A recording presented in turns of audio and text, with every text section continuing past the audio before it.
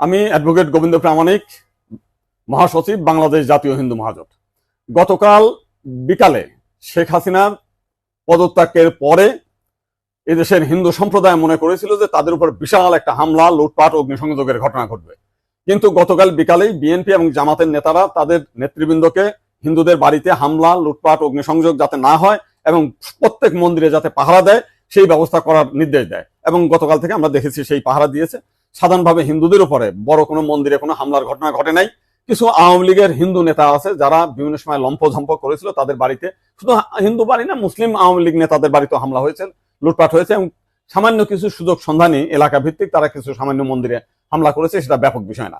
কিন্তু আমরা দেখলাম যে ভারতের রিপাবলিক এইটাকে নিয়ে ব্যাপকভাবে রুমার ছড়াচ্ছে, নানান কিছু মিলে উদ্ভট কথাবার্তা বলছে। এবং আজকে দেখলাম শেখ হাসিনার নিয়ে তারা কাহিনী তৈরি করছে, বঙ্গবন্ধুর স্ট্যাচু ভাঙছে, সেটা নিয়ে তারা খুব দুঃখে সাগরে ভাসছে।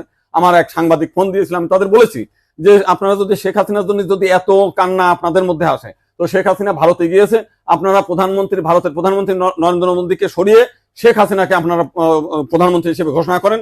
সে ভারতও রক্ষা করতে পারবে, তা আপনার সেভেন সিস্টারও রক্ষা করতে পারবে। আপনারা তো প্রতিদিন বলতেছেন যে শেখ হাসিনা না থাকলে ভারতে সেভেন সিস্টার থাকবে না। তো এইবার আপনাদের একটা বিশাল সুযোগ আছে, আপনারা শেখ হাসিনাকে ভারতের প্রধানমন্ত্রী করেন।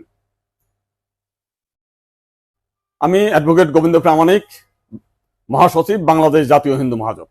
গতকাল বিকালে শেখ হাসিনার পদত্যাগের পরে এদেশের হিন্দু সম্প্রদায় মনে করেছিল যে তাদের উপর বিশাল একটা হামলা, লুটপাট, অগ্নিসংযোগের ঘটনা ঘটবে। কিন্তু গতকাল বিকালেই বিএনপি এবং জামাতের নেতারা তাদের নেতৃবৃন্দকে হিন্দুদের বাড়িতে হামলা, লুটপাট, অগ্নিসংযোগ যাতে না হয় এবং প্রত্যেক মন্দিরে যাতে পাহারা দেয় সেই ব্যবস্থা করার নির্দেশ দেয়। এবং গতকাল থেকে আমরা দেখেছি সেই পাহারা দিয়েছে। সাধারণভাবে হিন্দুদের উপরে বড় কোনো মন্দিরে কোনো হামলার ঘটনা ঘটে নাই।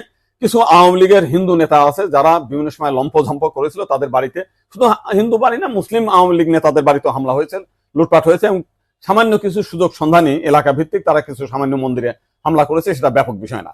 কিন্তু আমরা দেখলাম যে ভারতের রিপাবলিক এইটাকে নিয়ে ব্যাপকভাবে রুমার ছড়াচ্ছে, নানান কিছু মিলে উদ্ভট কথাবার্তা বলছে। এবং আজকে দেখলাম শেখ